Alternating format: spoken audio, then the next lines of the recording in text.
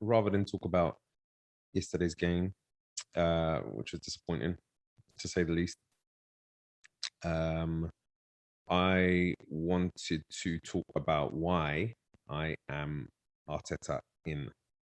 There's been lots going about on social media, lots of criticism of people who, want to back their manager. Um, and, people are entitled to their opinion. I just, I wanted to go over 7 reasons why I'm Arteta in. And, judge for yourself afterwards. I'm not trying to change anyone's mind. You're not going to change mine. So with that, let's get into it. The first reason, Arteta hasn't got the players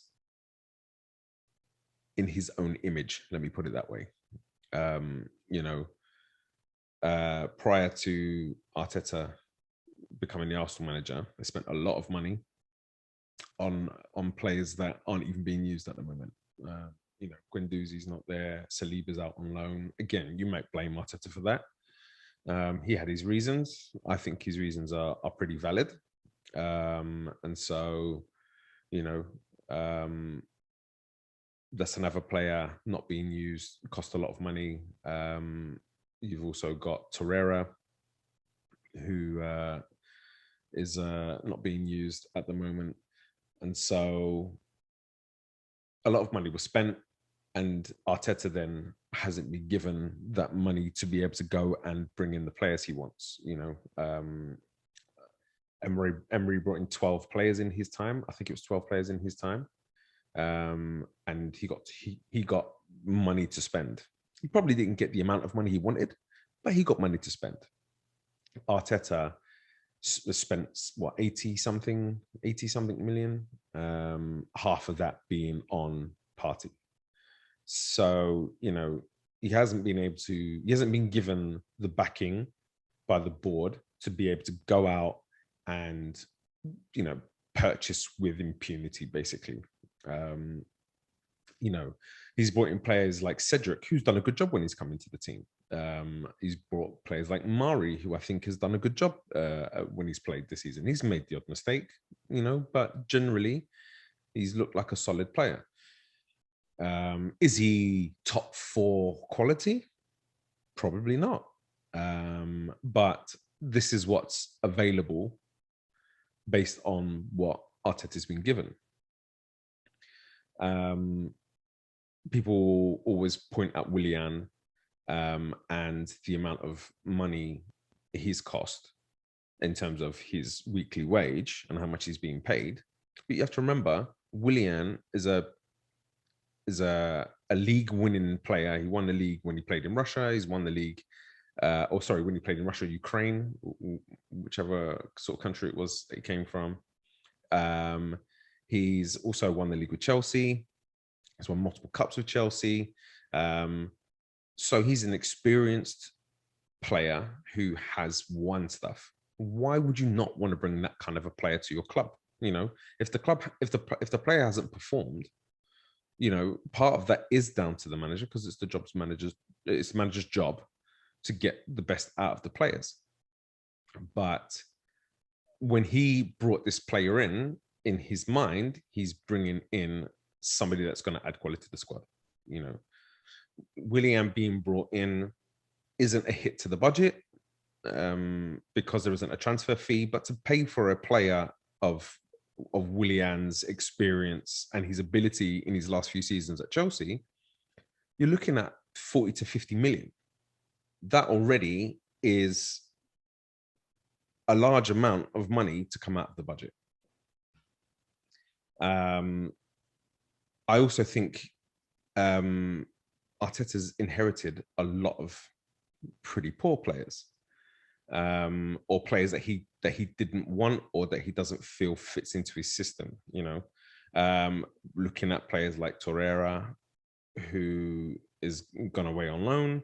A lot of people are criticizing him for Guendouzi, but Guendouzi's a liability. I see that there's not really that much difference between him and Ceballos, in that Guendouzi would go chasing and chasing and chasing everything, and he'd leave the midfield vacant. And people might argue, yeah, but with Partey and Guendouzi in midfield, Guendouzi can go and do that. He can go and press those and put pressure on, and energy and ingenuity and endeavor and passion and all these buzzwords you want to use, and leave Partey in the midfield because he can handle it by himself. No, he can't. He didn't yesterday. Good teams, or teams with clever players, will exploit that. You need to have somebody who, when we don't have the ball, is going to be tactically disciplined. That's not Guendouzi. Also, Guendouzi's petulance, going and arguing and fighting with people and that sort of thing, people will write that off as being passion. That's not passion. The next time you're at work and someone comes up to you and has a go at you, rips into you, and wants to fight you, just remember that's based on your arguments about Guendouzi. That's because of your lack of passion. Does that make sense? Yeah, I don't think so. My second reason for why I'm Arteta in is that Arteta needs to have players in a full preseason. And then we're going to hear the argument of, yeah, but nobody got a preseason. Yeah, well, once I finish going through my list, you'll see that Arsenal have had a number of issues that just compounded and compounded and compounded. The more you kind of go through the list of things that's wrong at the moment. Preseason's hugely important, not just from a fitness point of view.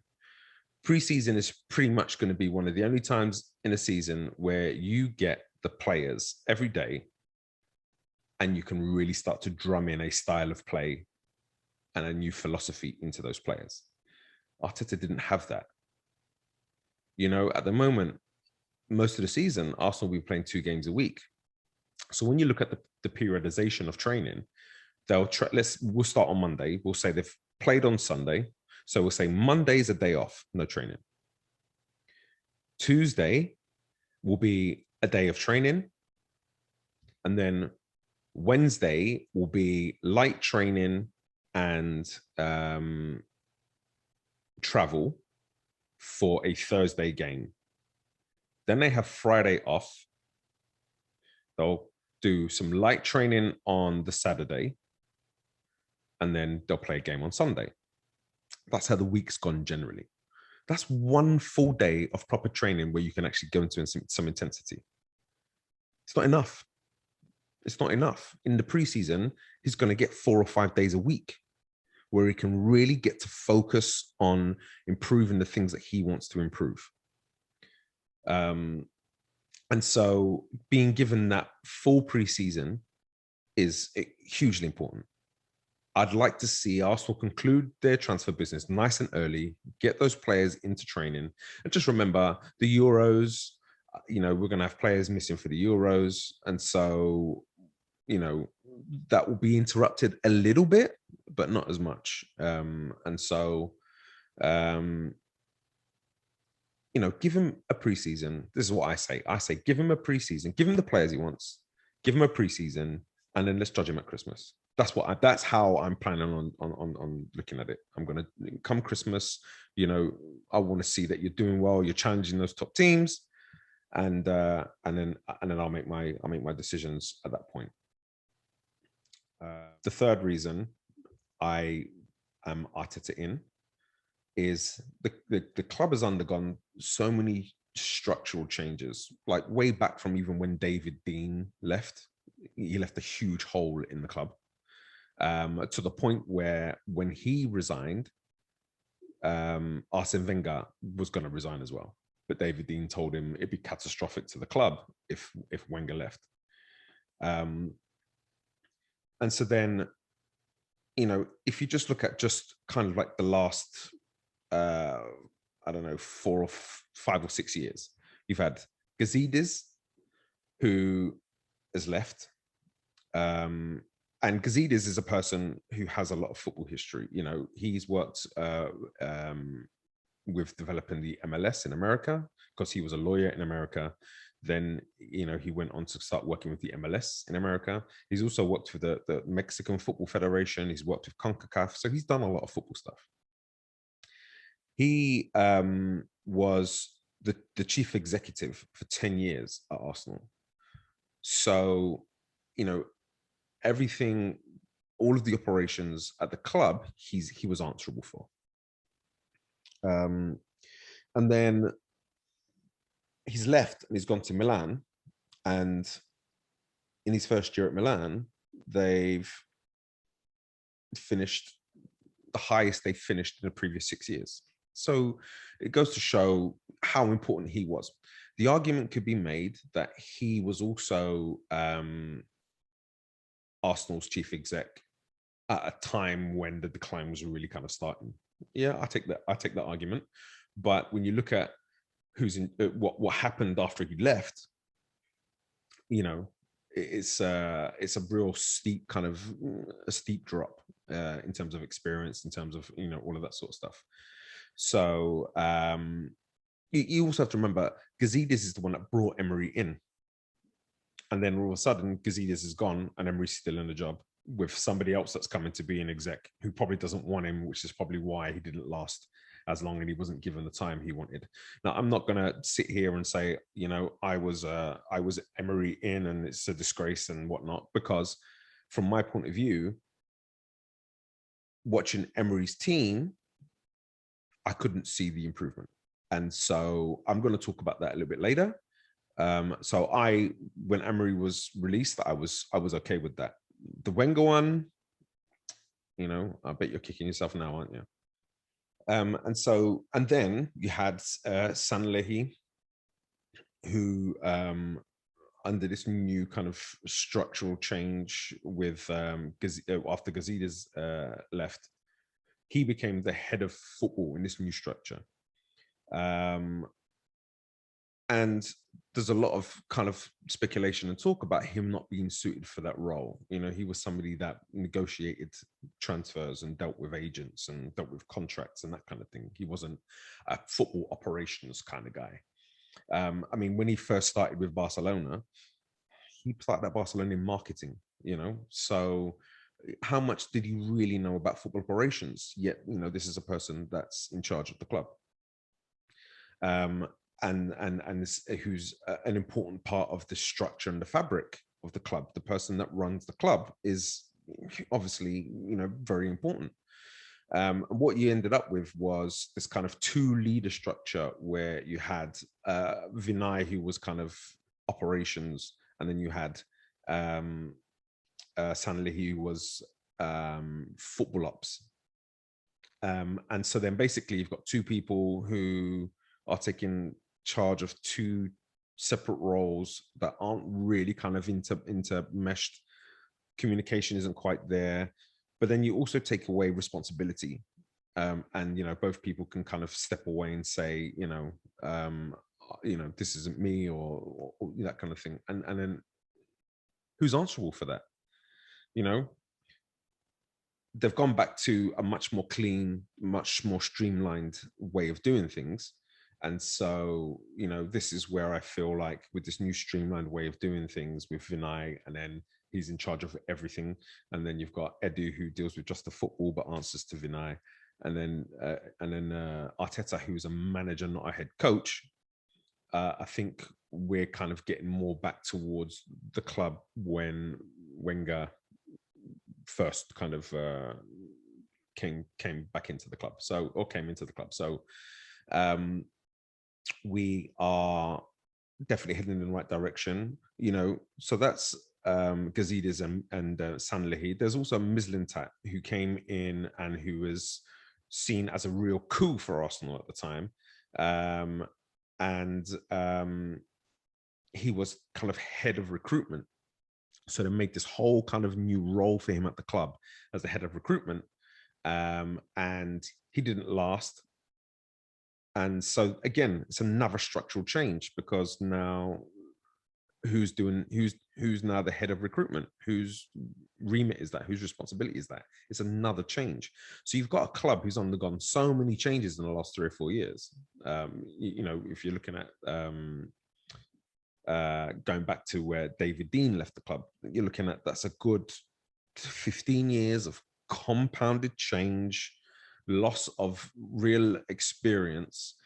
And then on top of that, you have a coach who doesn't have the managerial experience coming in. And again, you could question, well, why was he hired in the first place? Well, he's hired because of his knowledge about the game and he's learning the managerial piece. Give him time. I'll always go back to Ole Gunnar Solskjaer, who, had been a head coach at other places and that kind of thing. But he's been given some time to get his feet under the table, to work things, in the way that he wants to have it done. He's got a great role model in Alex Ferguson, who he played under, just like Arteta's got a great role model in Wenger, who he played under. And I think in the long run, once he's been able to get things kind of organized in the way he wants them, I think he'll shine. Reason number 4 why I'm Arteta in is we've had so much Deadwood at the club for so long, and only really one person's dealt with it, and that's Mikel Arteta. Whether you were Ozil in or you were Ozil out, or whatever it is, there was an issue. Arteta dealt with it. Mustafi, again, one that is Marmite. He's either you love him or you hate him. I wouldn't imagine there was too many fans that loved him, but he's gone. Socrates was the same. People saw it as a waste. A player that was brought in by Emery. He's gone. Kolasinac is one of those players that kind of doesn't quite fit into the team. And because of the relationship he has to Ozil, could potentially have been a problem. He's gone.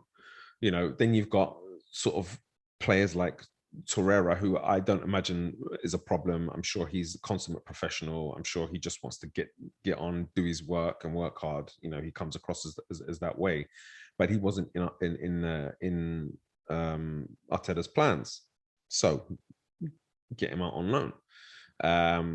Guendouzi causing problems, with his petulance on the field, and he's causing fights, arguing with the manager, arguing with players. If people see that as passion, you can't build cohesion in a group when you've got a player who's going around and disrespecting, the upper hierarchy of the team. You just can't do that. You look at Aubameyang, who was dropped for a big game, for his lateness at to a team meeting. Players are watching that. The young players are watching that. They're looking at leadership within the team, and they're saying, well, look, I'm going to see how this person's treated for this, because how he's treated for this means I'll probably be treated like that. And if he can get away with it, I can get away with it, And so Arteta's, had to go in and show a strong hand in dealing with it, because cohesion, the teamwork, the tight knit sort of environment in a club is so important. So I think he's done what he needs to do to get the sort of the negative influences out. Now give him some time without those negative influences. We're also trying to get over the sales of players like Koscielny and Monreal that happened under Emery. Those are two, whether you like them or not, whether you feel they're not top 4 sort of players or anything like that. They played in Arsenal teams when Arsenal were making top 4, and then they're gone all of a sudden. You can't just lose that experience and just get over it. So Deadwood, Arteta's done a good job of removing as much Deadwood as he can. And, give him some time now to work with these players that don't have these negative influences. Reason number 5 why I'm Arteta in. He's got a young, inexperienced squad at the moment. There are some experienced players in the team, but you look at players who are 20 and under: Emile Smith-Rowe, Saka, Martinelli, Balogun, who's just signed a new contract, Saliba, who hasn't had the opportunity to really get his feet under the table yet, and they're under 20 and under. Then you're looking at players 23 to 20. Gabriel, who's had a pretty good season. It's been pretty solid. He had a shaky patch in the middle, but overall he's been a good signing. Martin Odegaard, Reece Nelson, Eddie Nketiah, Kieran Tierney. You know, you'll say Eddie Nketiah, why are we even talking about him? He's played. He's part of the squad at the moment. You know, he's young, he's inexperienced. And so this is what Arteta's having to blend in with the experience that he has in his team. You know, it's going to take time. Reason number 6 why I am Arteta in is, with all of these previous things that I've mentioned in terms of the removal of Deadwood, in terms of the need for new players, in terms of the need for a full preseason and the change to the club structure and all of this sort of stuff, he has also had to change a playing style and a philosophy, you know. So looking back, Arsene Wenger played beautiful football, moved the ball really quickly, pretty tiki-taka style football, with an attitude of, we're going to score more goals than you are. It was slick, it was free-flowing, it was possession-based, very poor defensively. Then you're looking at Emery coming in. Emery still had the we're going to score more than you attitude, but he stopped the possession football. He favored a more direct approach. So the patient build-up play, the patience in probing and trying to pull people out and then getting the ball in and around the box and then going with quick combinations to kind of penetrate that back line, that stopped. And you know what else didn't improve? The defending. So basically what we've gone from is Arsene Wenger, who defended by attacking, keeping possession of the ball, not giving the ball away, beautiful, slick, quick movement, beautiful, slick, quick passing. We've then gone to not doing any of that, you know, forgoing the possession side of things, looking to counter-attack more, which means giving the ball to the other team more, and then not improving the defending. Recipe for disaster, to be honest, and that's what I couldn't see how he was improving the team. And now you've got Arteta, who's coming in to this mixed up philosophy where there's some players who've grown up with this tiki-taka style of play and this beautiful Arsene Wenger style of play. He's trying to get them to stop doing that and to be a bit more kind of penetrative and a bit more counter-attacking, all while not working on defending. And the criticism of Arsene Wenger was we couldn't defend. He didn't have another plan. We went into big games and we were too open. So basically what you're saying is we needed to look at the defending. And then Emery, we were conceding 50 goals a season. We needed to look at the defending. Now Arteta comes in and he's looking at the defending. He's bringing in solid defenders. Again, you may argue they're not top 4 defenders, fine, but he's bringing in solid defenders that are performing. You just have to look at Arsenal's defensive record, and they've got the best defensive record so far since they finished runners-up in 2015. So he's improved the defending, and you're not going to be able to improve the defending without sacrificing a little bit of the attacking game, especially an attacking game that's had 2 very different philosophies in the last few years. He's got to be given time to do what he needs to do. He's improving the defending.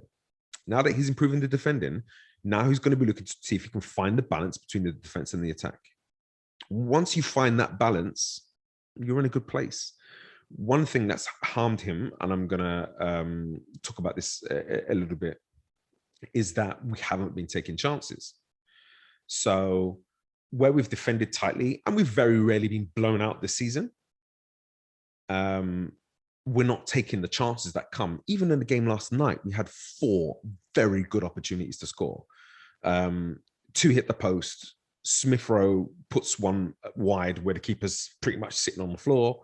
And then Pepe has a shot that goes wide. We take one of those and all of a sudden we're not glum. We're not smashing social media with Arteta out hashtags. We're happy because we're in a final. So it's tiny margins. Let's just remember that it's tiny margins. Going back to Arteta being focused on the defending, he needs time to find the balance. Once he's found the balance, once he gets in those attacking players that he wants, that are in his image and his sort of the way he wants a team to play, I'm sure we will be in a much better sort of situation.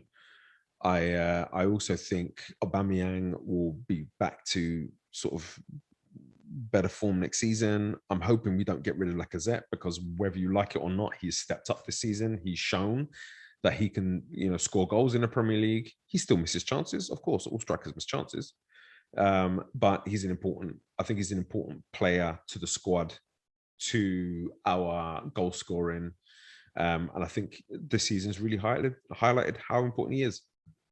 And onto the goal scoring issues, we need a creator. We don't have anyone that can create. Odegaard's done a fairly good job. He's still very young, so he's been a bit hit and miss. Saka has been off the boil for the last 10 or 11 games. I think he's got 1 assist in his last 11 games, maybe. But he's young. Like, you can't hold that against him. Emil Smith Rowe is again young. He has good games. His movement's fantastic. He picks up great spaces, but he just doesn't have the final ball yet. And so back to my point 5. These are young, inexperienced players in the squad. They need time. And then we've obviously got a lack of goals from midfield. And a part of that is going to be because we've been learning that new philosophy, and he's been trying to make us defensively more solid. So the centre midfielders aren't breaking into the box like they were under Wenger, like they were under Emery. So just need some time to find the balance. Preseason will help with that. Okay, reason number 7 why I'm Arteta in. And this is going to sound like an excuse, and you can take it however you want it. I don't care, really. You're entitled to your opinion. But VAR has absolutely killed us this year. You go back to the Leicester game where Lacazette scores and they rule it as being offside and interfering with play. He never was. He's behind the goalkeeper pretty much. He's not even in the goalkeeper's eye line. So I don't, anyway, that's 3 points that we potentially lose out on. You look at the Leeds United game, Pepe gets a red card. And I don't really classify that as a headbutt. It's a coming together. That's how I see it. Again, it's subjective. You can call me biased or deluded or whatever it is that you want to call me. If that's a headbutt, what Zidane did in the World Cup is assault with a deadly weapon. Not to mention the fact that the Leeds player has basically gone around kicking him off the ball, pushing him off the ball, pulling him, and nothing's been done to him. And so, I'm not going to say that's cost us points. We got a tie in the end, so you can say that we gained a point from that. But then you look at the Burnley game, Xhaka getting a red card when Westwood comes running into Xhaka and knocks Xhaka to the floor. Xhaka then gets up and holds his throat, and Westwood goes down like he's been punched in the throat or stabbed through the throat with a samurai sword. Now Xhaka should have kept his head and deserves his red card. I'm not excusing that. But Westwood came running in and knocked Xhaka to the floor as well. Where's his red card? Is that not an act of aggression as well? So I just feel like we were dominating that game at the time. We were all over them. That potentially could have been 3 points. So now you're saying Leicester, we've been robbed of 3 points because we were all over them as well. And we went 1-0 up. It was taken away. We were all over Burnley until we went down to 10 men. So that's 6 points we're talking about there. Then you're looking at Wolves. David Luiz being sent off for incidental contact. He's basically running to try to get himself into a position where he could maybe try to attempt a challenge on the ball. Didn't pull him, didn't do anything like that. And he gets sent off for that. And we were dominating that game too. Another 3 points. That's 9 points now. The second game against Burnley, Peter's blatant handball. Not the first one, the second one.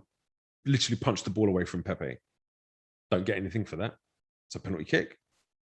Then when we do get a penalty kick, VAR overturns that penalty kick to say, oh no, it hit his shoulder. And it did. But that's another 3 points that we've been robbed of. So now we're at 12 points. Then you look at the Everton game, the Pepe offside. The offsides are harder to argue with, but in my opinion, I don't think the lines were drawn in the right places. So potentially, we could have had a tie out of that one. That's 13 points. 13 points that you could argue VAR's taken away from us. And again, it might be clutching at straws a little bit, but you never know. 13 points added to our point total puts us on 62 points, which is 4th place. You know, so listen, those are my 7 reasons for why I'm Arteta in. As I've said, I'm happy for him to get the players in, a few more players that he wants. I say 3 or 4 players. He probably needs 7 or 8 to have a good core of 12, 13 players. But I say give him 3 or 4 and then give him a full preseason, and things should improve leading up to Christmas. You can't expect for them to be winning the league at Christmas, top of the league at Christmas, but we're saying give him those players, give him the time in the preseason, and things should improve on what they are now. If it hasn't improved by Christmas, absolutely, you've got no excuse. So listen, that's me. That's my opinion on it. If you want to argue and you disagree, fair enough. Come, let's we can have a discussion about it. If you want to come and scream at me and shout at me and send your abusive messages, I'm just going to troll you, so I won't bother with that. You know, if you're up for a discussion, I'm always up for discussion, for discussing this club that I love so dearly. You know, I'm an Islington boy, as you can see. I live in America at the moment. I'm an Islington boy. I don't miss a game. My kids don't miss it. They don't watch the games as much, especially the ones that are early morning. But they're always in their Arsenal shirt. I lived right near the Sobel Sports Centre. For those of you that are London Arsenal fans, I literally watched Emirates being built from my kitchen window. Prior to that, I lived on Fonthill Road, where I could hear the ground. I could hear Highbury from my kitchen window. This club is in my DNA. You know, when you live in Islington, there's no other option. You're an Arsenal fan. You know, it's not a choice. It's a destiny. It's what's written for you. People that I know will know how much I love and have loved this club, how much I've supported and followed this club. So this isn't just me, you know, making excuses or anything like that. You know, I desperately want Arsenal to get back to what they were. But chopping and changing managers just isn't the answer for me. So, you know, hopefully you can understand where I'm coming from with this video. If you like what I'm saying, please like, please share. and come subscribe to the YouTube channel. You know, I'm new to this the YouTube channel game. It's an opportunity for me to just sort of get my opinions off my chest and put it down on video, and hopefully share with like-minded Arsenal fans, people that are really passionate and love the club. Thanks very much. Come on, you Gunners.